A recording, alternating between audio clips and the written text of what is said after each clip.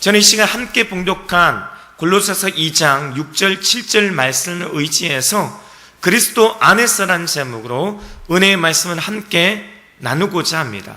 제목만 한번 따라 하시겠습니다. 그리스도 안에서. 안에서라는 단어는 성경 전체에 약 215회 정도 사용되어져 있습니다. 그 중에서도 오늘 본문을 기록한 사도 바울이 절반 이상 154회를 기록하고 있습니다. 안에서의 반대는 밖에서입니다. 밖에서는 몇 번이나 기록되어져 있을까요? 불과 34회밖에 기록되어져 있지 않습니다. 성경에서 안에서는 긍정적으로 사용되고 있지만 밖에서는 부정적으로 사용되어져 있습니다. 여러분은 안에서가 좋습니까? 밖에서가 좋습니까? 가정 안이 좋습니까? 가정 밖이 좋습니까? 교회 안이 좋습니까? 교회 밖이 좋습니까? 주님 안이 좋습니까? 주님 밖이 좋습니까? 안에서의 특징은 안식입니다. 쉼을 얻습니다. 우리 예수님은 마태복음 11장 28절에서 수고하고 무거운 짐진 자들아 다 내게로 오라. 내가 너희를 쉬게 하리라. 내게로 오라라는 말은 내 안에 들어오라는 것입니다. 내게로 가까이 오라는 것입니다. 그 대상이 누구입니까? 수고하고 무거운 짐진 자들입니다. 우리 인생은 하나같이 수고하고 무거운 짐진 인생들입니다. 그런 자들은 다 내 안에 들어오라라고 말씀하고 있습니다. 그러면 쉼을 주겠다는 것입니다. 하나님이 이사야 선지자를 통해서 이사야 55장 1절에 너희 목마른 자들아 물로 나오라. 돈 없는 자도 오라. 너희는 와서 사 먹되 돈 없이 값 없이 와서 포도주와 젖을 사라. 물로 나오라. 물은 생수의 근원 대신 예수 그리스도를 의미합니다. 목마른 자도 돈 없는 자도 오래요. 그리고 사 먹으래요. 그런데 사 먹는 방법이 세상과 다릅니다. 돈 없이 값 없이 와서 사 먹으래요. 이것이 세상과 다른 하나님 축복의 원리요 은혜입니다. 오늘날 크리스찬들이 하나님께 예배드리면서 헌금하는 것으로 시험에 드는 경우가 종종 있습니다. 교회가 목사님이 헌금 내라고 강요하나요? 더 많이 내라고 강요하나요? 더 많이 내야지 축복받는다고 그렇게 가르치십니까? 내 집을 팔아서 빚을 내서 그렇게 헌금하라고 강조하십니까? 그렇다고 한다면 내지 마십시오. 하나님은 억지로 강제적으로 그런 것을 요구하지 않고 받으시지도 않으십니다. 왜요? 우리가 믿는 하나님은 부자이십니다. 여러분은 하나님을 얼마나 큰 부자로 생각하십니까? 그 깊이와 그 크기와 넓이는 인간의 한계, 그 상상을 초월합니다. 하늘과 땅과 우주 만물의 모든 것이 다 그분의 소유, 그분의 것입니다. 학개서 2장 8절에 은도 내 것이요 금도 내 것이라 만군의 야훼의 말이니라. 하나님의 받으시는 그 예물의 기준이 무엇입니까? 기쁨과 자원입니다. 강요가 아니에요. 신명기 16장 10절 말씀에 내 하나님 야훼께서 내게 복을 주신 대로 내 힘을 헤아려 자원하는 예물을 드리고, 자원하니라는 말은 히브리어 원어 성경에 보니까 네다바입니다. 네다바. 이 뜻은 자발성, 자발적인, 기꺼이, 자유의지입니다.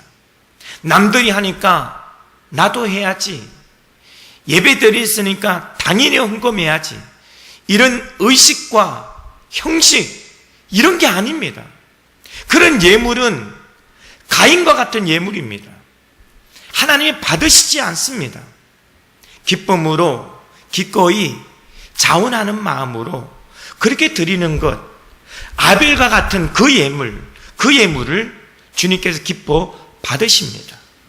시편 23편 1절 2절에 야훼는 나의 목자시니 내게 부족함이 없으리로다. 그가 나를 푸른 풀밭에 누이시며 쉴 만한 물가로 인도하시는도다. 목자 되신 주님 안에 먹을 것이 있습니다. 목자 되신 주님 안에 마실 것이 있습니다. 그 안에 쉼이 있습니다. 평안합니다. 든든합니다. 행복합니다. 그러나 밖의 특징은 무엇입니까? 힘들죠. 지칩니다. 피곤합니다. 고생을 합니다. 불안합니다. 그래서 우리는 가족 중에 누가 외출을 할 때 안녕히 다녀오세요라고 인사를 합니다. 왜요? 왜 그렇게 인사합니까? 밖은 안전하지 못하고 불의의 사건 사고가 많기 때문입니다. 아담과 하와가 에덴 동산 안에서는 너무 좋았습니다. 그곳은 지상 낙원이었죠. 아무런 걱정이 없었습니다. 그러나 밖에서는 안에서 안 했던, 굳이 할 필요가 없었던 그 의식주, 먹을 것, 마실 것, 입을 것을 걱정해야만 했습니다.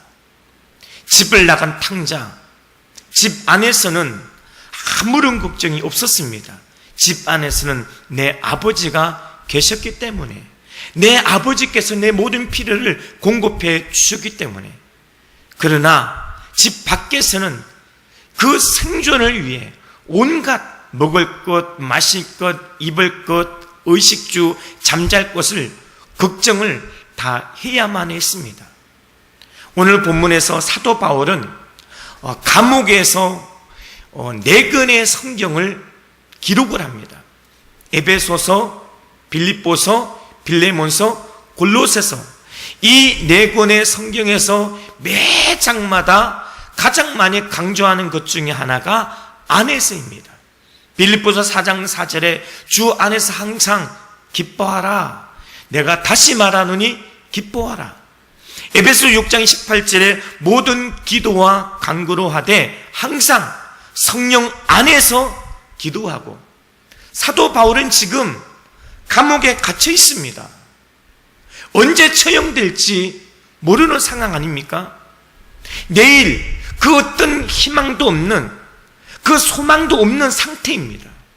그런 절망적인 그런 악조건 속에서 사도 바울은 기뻐하고 있죠. 감사하고 있습니다. 오히려 하나님을 향해 찬양하고 있습니다. 이게 어떻게 가능할까요? 그는 지금 주님 안에 거하고 있기 때문입니다. 오늘 이 시간 하나님은 사도 바울을 통해 우리에게, 나에게 무엇을 말하고자 하십니까? 눈앞의 현실은 중요하지 않고 내 형편과 처지는 조금도 중요하지 않다는 것입니다. 상황은 조금도 문제될 것이 없다는 것입니다. 저와 여러분의 지금의 문제는 주님 안에 있느냐, 아니면 주님 밖에 있느냐입니다. 주님 말씀 안에 거하느냐, 아니면 주님 말씀 밖에 거하느냐입니다. 요한복음 15장 7절 말씀에 예수님께는 말씀하십니다. 너희가 내 안에, 내 말이 너희 안에 거하면 무엇이든지 원하는 대로 구하라. 그리하면 이루리라. 내 삶에 왜 기쁨이 없습니까? 왜 감사가 없습니까? 주님 안에 거하지 못하기 때문입니다. 기도를 해도 왜 응답이 없습니까? 주님 안에 거하지 못하기 때문입니다. 사도 바울은 오늘 본문에서 그리스도 안에서 내가 그리스도 안에서 행해야 할 네 가지를 말씀하고 있습니다. 그 첫 번째로 뿌리를 박으라고 말씀하고 있습니다. 골로새 교회 성도들은 믿음이 있었습니다. 그래서 사도 바울은 골로새 교회 성도들에게 오늘 본문 2장 6절에서 너희가 그리스도 예수를 주로 받았다는 말은 주님을 영접했다는 말입니다. 예수님을 나의 주님으로 믿었다는 말입니다. 예수를 구주로 영접했으면 그 다음으로 중요한 것이 있습니다. 믿음의 뿌리를 깊이 내리고 박는 것입니다. 좋은 나무, 좋은 거목은, 좋은 열매는 건강하게 뿌리를 내려야만이 가능합니다. 그런데 믿음의 뿌리를 내리지 못하는 이들이 종종 있습니다. 이들의 특징은 쉽게 넘어집니다. 쉽게 쓰러집니다. 예민합니다. 사소한 것에 목숨을 겁니다. 하나님보다 환경을 봅니다. 하나님보다 사람들을 봅니다. 그래서 시험에 들죠. 뿌리를 내리지 못하기 때문에 열매 맺는 신앙생활은 불가능합니다. 마태복음 13장에서 예수님이 씨 뿌리는 자의 비유가 납니다. 씨를 뿌립니다. 뿌리는데 4절 말씀에 들으는 길가에 떨어짐에 새들이 와서 먹어버리고, 들은 흙이 얕은 돌밭에 떨어짐에 흙이 깊지 아니하므로 곧 싹이 나오나 해가 돋은 후에 타서 뿌리가 없어지고 말라버립니다. 들은 가시 떨기 위해 떨어짐에 가시가 자라서 기운을 막았습니다. 들은 좋은 땅에 떨어짐에 혹 100배, 혹 60배, 혹 30배의 결실을 맺었다라고 성경은 기록하고 있습니다. 모든 식물의 생존은 바로 뿌리에 달려 있습니다.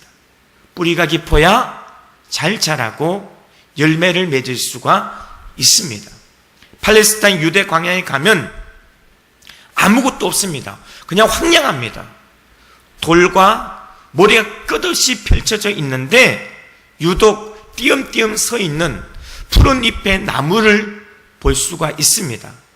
한글 개역 개정판에는 조각모가라고 기록되어져 있는 그 나무가 바로 시딘 나무입니다. 시딘 나무. 그 척박한 땅에 이 나무가 생존할 수 있는 비결은 그 뿌리에 있습니다. 시딘 나무는 그 뿌리를 땅속 깊이 내립니다. 지상에 보이는 그 시딘 나무의 그 키보다 몇 배, 몇십 배 되는 뿌리를 땅속 깊이 뻗어 있어서 물을 빨아들이기 때문에 아무리 건조한 그 광야 땅에서도 자생할 수 있는 것입니다. 우리의 믿음도 이와 같이 뿌리가 중요합니다. 우리의 믿음의 뿌리를 그리스도 안에서 더 깊이 내려야 될 줄로 믿습니다.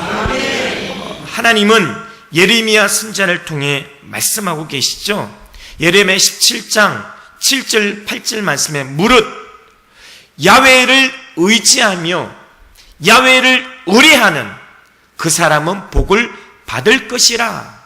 그는 물가에 심어진 나무가 그 뿌리를 강변에 뻗치고 더위가 올지라도 두려워하지 아니하며 그 잎이 청청하며 가무는 해에도 걱정이 없고 결실이 그치지 아니함 같으리라. 할렐루야. 아멘. 성경은 뿌리를 내리는 동안에도 더위가 찾아온다라고 말하고 있습니다. 가뭄의 해도 있다라고 말씀하고 있어요. 그러나 하나님을 믿는 성도들의 누리는 축복은 더위가 올지라도입니다. 가뭄의 해도입니다. 더위가 올지라도 가뭄의 해에도 괜찮다는 것입니다. 걱정이 없고 두려움이 없다는 것입니다.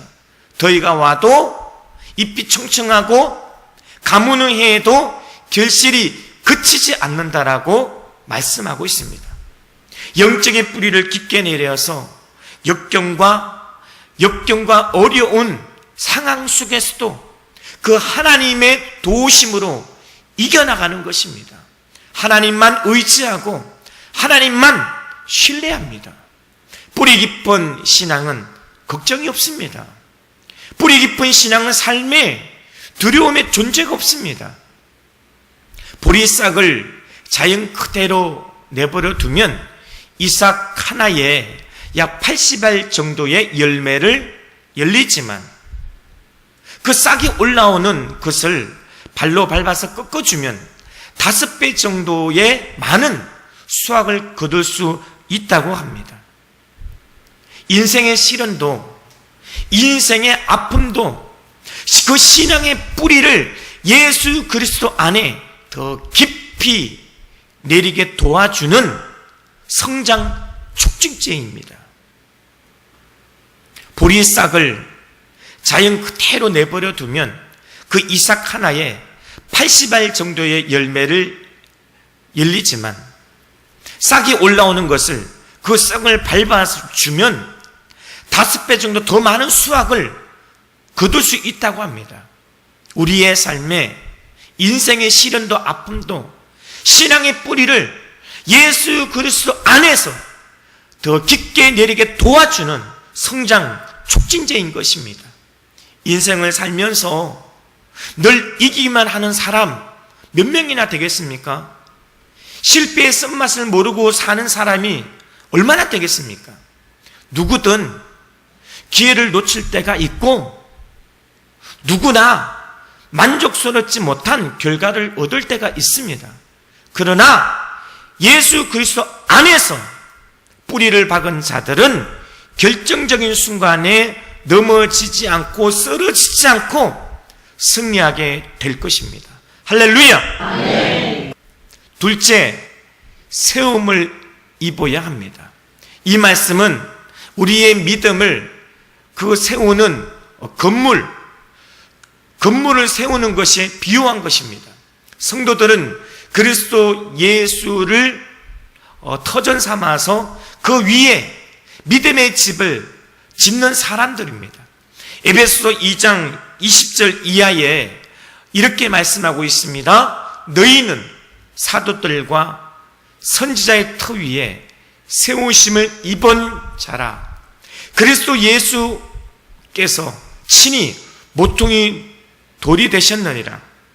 그의 안에서 건물마다 서로 연결하여 주 안에서 성전이 되어가고 너희도 성령 안에서 하나님의 거하실 초소가 되기 위하여 예수 안에서 함께 지어져 가느니라. 우리는 예수 그리스도 안에서 세우심을 입어야 견고한 신앙인으로 성장할 수 있습니다. 오늘은 어제보다, 그리고 내일은 오늘보다 우리의 믿음이 자라고 우리의 인격이 자라고 우리의 사랑이 자라나야 합니다. 더 이상 우리는 대접만 받는 손님이 아니라 객이 아닙니다. 이제는 봉사와 섬김의 자리에 있어야 할 청지기입니다. 관리자요, 매니저인 것입니다. 우리는 그리스도의 몸을 이루는 한 지체로서 소속감과 연대감을 갖고 신앙생활을 해야만 그리스도 예수 안에서 우리는 세움을 입는 성도가 될 수 있는 것입니다. 셋째로, 믿음에 굳게 서야 합니다. 우리는 혼자서는 굳게 설 수 없습니다. 혼자는 약합니다. 혼자는 외롭습니다. 혼자는 보기 안 좋습니다. 전도서 4장 12절에 한 사람이면 패하겠거니와 두 사람이면 맞설 수 있나니 세 겹줄은 쉽게 끊어지지 아니하느니라. 혼자서는 약하기 때문에 쉽게 넘어지고 쉽게 패합니다. 그러나 두 사람은 맞설 수 있습니다. 그리고 세 겹줄은 쉽게 끊어지지 않고 승리할 줄로 믿습니다. 나무의 뿌리가 많은 수분과 영양분을 빨아들이기 위해서는 그 뿌리를 깊게 내리고 깊게 박아야 되지만 거친 비바람, 환난과 세상의 유혹에 넘어지지 않기 위해서는 뿌리를 넓게 뻗어야 합니다. 무나 당근 또는 우엉과 같은 그런 뿌리 부분을 이용하는 식물, 뿌리 채소, 우리는 건채류라고 하죠. 그렇지만 그것들이 아무리 크다 해도 기운 센 장정이 힘껏 잡아당기면 쉽게 뽑힙니다. 무와 당근, 옆부로는 잔뿌리가 전혀 없잖아요. 아주 매끈합니다. 아래로만, 밑으로만 자라기 때문입니다. 그러나 산에 있는 그러한 나무들을 보면 다릅니다. 우리가 등산을 하다 보면 가끔 그 땅 위에 뿌리가 보이는 나무들이 있습니다. 하지만 그 흙 위에 뿌리가 드러났다고 하더라도 그 나무 쉽게 넘어지거나 쉽게 쓰러지지는 않습니다. 비록 뿌리가 아래로 깊이 내려가 있지는 않아도 옆으로 넓게 뻗어 있기 때문입니다. 어떤 뿌리는 옆으로 뻗어 나가다가 다른 나무의 뿌리와 뒤엉켜 버리기도 합니다. 그런 나무는 아무리 거센 비바람이 불어도 눈보라가 쳐도 요동치 않습니다. 뽑히지 않습니다. 흔들리지 않습니다. 꺾어지지 않습니다. 오늘 본문 말씀은 그리스도인이 뿌리를 넓게 내리는 방법을 알려주었습니다. 본문 말씀에 보니까 너희가 사랑 가운데서 뿌리를 박히고 터가 굳어져서 너희 모든 성도와 함께 지식에 넘치는 그리스도의 사랑을 알고 그리스도인의 믿음의 뿌리는 어디에서? 사랑 가운데서 내려져야 합니다. 그리고 그 사랑은 혼자서는 깨달을 수가 없습니다. 너희 모든 성도와 함께라고 말씀하고 있습니다. 뿌리의 영역을 넓혀야 합니다. 뿌리의 영역을 뻗어야 합니다. 뿌리를 뻗다 보면 나와 다른 뿌리를 우리는 만날 수 있습니다. 연한 뿌리, 독한 뿌리, 또는 억센 뿌리, 또는 쓴 뿌리, 얼마든지 우리는 만날 수 있습니다. 비록 나와는 다르지만 그 뿌리들이 비록 나와는 다르지만 우리는 그 뿌리들과 잘 어울려져야 합니다. 이처럼 신앙생활도 마찬가지입니다. 신앙생활은 어울려지는 것입니다. 함께 하는 것입니다. 혼자서는 위험합니다. 혼자서는 힘이 없습니다. 혼자서는 복이 좋지 않습니다. 창세기 1장에서 하나님은 천지 만물을 창조하신 후에 보시기에 심히 좋았다라고 말씀하십니다. 그러나 단 한 가지는 좋지 않아 보였습니다. 무엇입니까? 바로 아담입니다. 창세기 2장 18절에 야훼 하나님이 이르시되 사람이 혼자 사는 것이 좋지 아니하니, 아담이 혼자 사는 것이 좋지 않습니다. 다른 모든 것은 보시기 심히 좋았는데 아담이 혼자 사는 것, 혼자 있는 것이 보시기 좋지 않았습니다. 혼자 사는 것은 좋지 않습니다. 기도도 함께하고 예배도 함께하고 봉사도 함께하고 전도도 함께하고 신앙생활 함께하는 것이 뿌리를 넓게 뻗칠 수 있는 방법입니다. 지혜자 솔로몬은 전도서 4장 9절 말씀에서 두 사람이 한 사람보다 나음은 그들이 수고함으로 좋은 상을 얻을 것입니다. 혹시 그들이 넘어지면 하나가 그 동물을 붙들어 일으키려니와 홀로 있어 넘어지고 붙들어 일으킬 자가 없는 자에게는 화가 있으리라. 신명기 32장 30절에 하나가 천을 쫓으며 둘이 만을 도망가게 하였으리요. 이처럼 우리는 혼자는 약하지만 함께 할 때 시너지 효과가 일어난다는 것입니다. 오늘날 대부분의 사람들은 내 마음에 안 들면 피하려고 합니다. 그러나 한 가지 사실을 우리는 알아야 합니다. 내 마음에 쏙 드는 사람은 이 지구상에 단 한 사람도 없다는 사실을 우리는 알아야 합니다. 심지어는 자기 자신도 내 마음에 안 드는데 어떻게 타인을 내 마음에 쏙 들 수가 있겠습니까? 하나님의 작품에는 나와 똑같은 복제품은 없습니다. 서로가 다 다릅니다. 그리고 달라야 합니다. 똑같으면 아름답지 않습니다. 하나님이 서로 다른 것을 창조하셨고 그 서로 다른 것을 창조하신 후에 그 서로 다른 것을 보시면서 보시기에 심히 좋았더라라고 말씀하셨습니다. 우리가 즐겨 부르는 찬송가 488장 이 몸의 소망 무언가, 찬양 가사가 너무 은혜스럽습니다. 이 몸의 소망 무언가, 우리 주 예수뿐일세. 우리 주 예수 밖에는 믿으리 아주 없도다.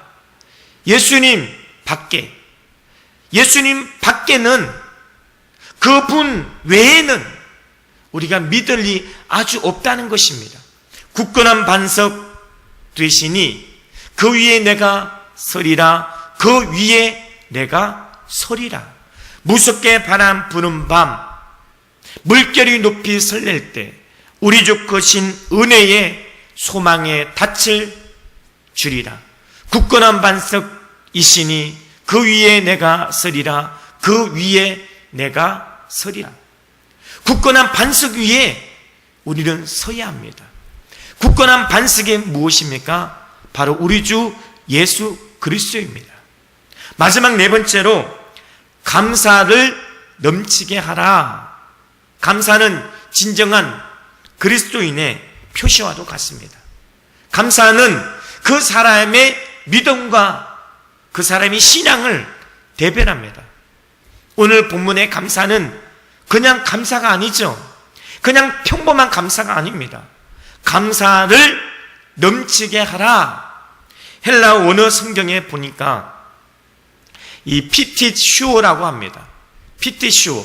이 말의 뜻은 더욱 풍성해지다, 초과하다, 풍부하다, 여분이 되다. 동사죠. 진행형이죠. 오늘만이 아닌, 내일만이 아닌 평생 감사입니다.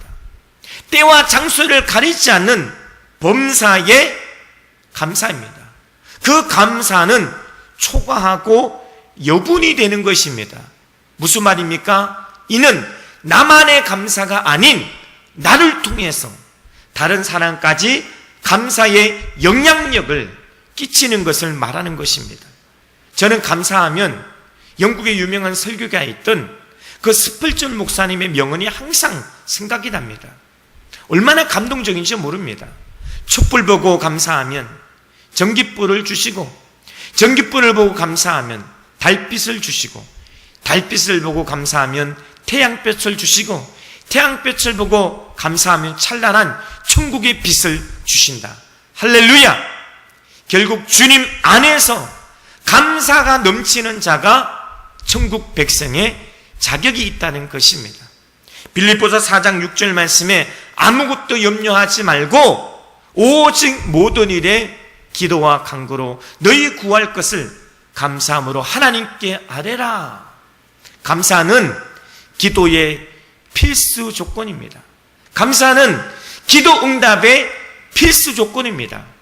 감사가 없는 기도는 원망이 섞인 아우성에 불과합니다. 그래서 감사 없는 기도는 응답을 받지 못하는 것입니다. 그뿐만 아니라 그리스도인은 항상 감사가 입술에 따라다녀야 합니다.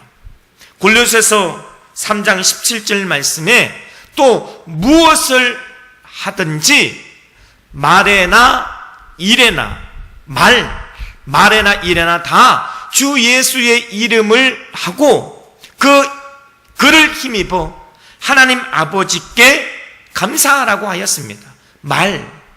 항상 감사가 우리의 입을 떠나서는 안 되는 것입니다. 우리는 다른 건 몰라도 오직 단 한 가지, 죄인된 나를 구원해 주신 그 은혜, 그 구원의 은혜만으로도 저와 여러분은 날마다 범사에 감사해야 될 줄로 믿습니다. 감사는 나의 체질이 되어야 합니다. 감사는 내 몫입니다. 누가 대신 나를 위해서 감사해 줄 수는 없습니다. 내가 감사가 넘치게 할 때 하나님께서는 감사거리를 저와 여러분의 삶에 넘치게 부어 주실 줄로 믿습니다. 과거는 중요하지 않습니다.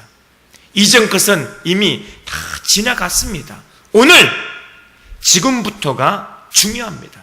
주님 안에서 뿌리를 깊이 박고 넓게 뻗치고 주님 안에서 세우심을 입고 믿음에 굳게 서서 감사가 넘치는 삶을 살아가는 저와 여러분 되시기를 주 예수님을 간절히 축원합니다. 기도하겠습니다.